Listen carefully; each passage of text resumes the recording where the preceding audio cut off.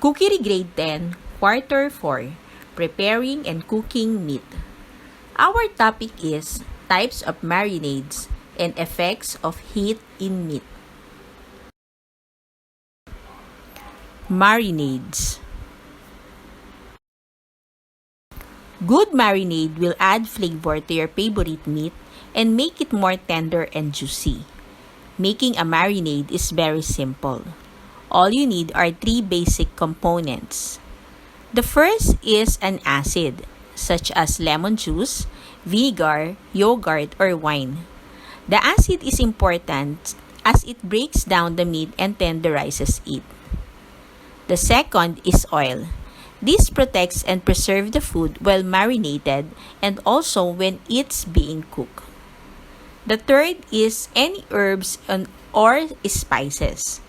This is what gives a marinade its unique flavor and zest. Feel free to experiment by grouping one or more ingredients from each component. Here are some general guidelines for marinating.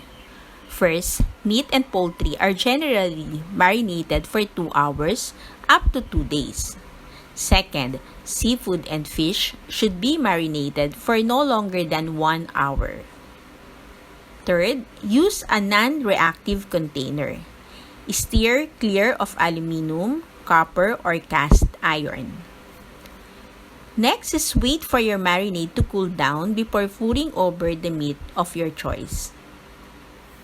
Always refrigerate your meat while it's marinating and never reuse marinades. The following are the types of marinades. The first type of marinade is the pineapple marinade. This sweet, fruity marinade works great on any cut of pork or chicken. What you get with this marinade is great Hawaiian teriyaki flavor. Try this marinade when you are simply placing cut strips of pork or chicken over rice.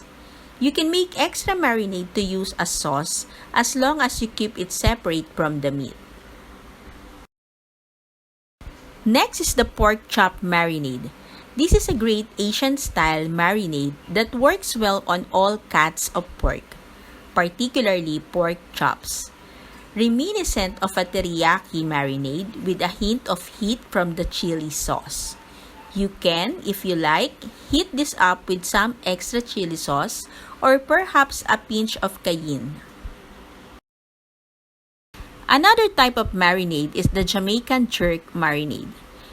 You've heard of jerk seasonings and jerk rubs? Well, this is a jerk marinade that gets the jerk flavor deep into the meat. You can use this marinade on all kinds of meat and poultry. Teriyaki marinade. Want to get that great teriyaki flavor in your favorite dish? This marinade will surely add flavor to whatever you're grilling. This marinade works particularly well with pork and poultry. Pork rib marinade. It uses a pork rub for seasoning with vinegar and water to turn it into a marinade. Next is the pork chop and tenderloin. You may leave out the liquid smoke if you are so inclined. Number 7 is the bourbon marinade. This is a great sweet bourbon marinade that works perfectly on any food. This is a mild marinade, so you will want several hours marinating time with it before you grill. And number 8, the mustard vinegar marinade. This is a simple mustard marinade that tenderizes and adds flavor. It works well on pork or poultry. The following are the effects of heat in meat. The first effect of heat in meat is it tenderizes connective tissue if moisture is present and the cooking is slow. It coagulates protein.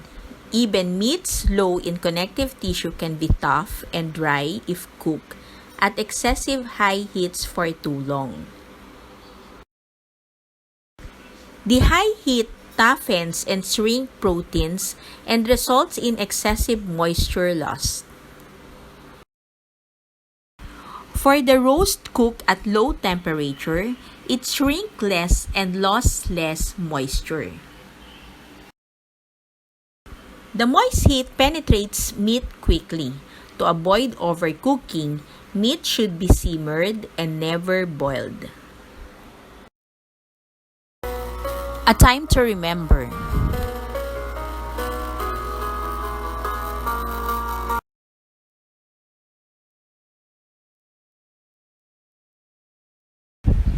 This is Maylene Huliganga. Thank you for watching.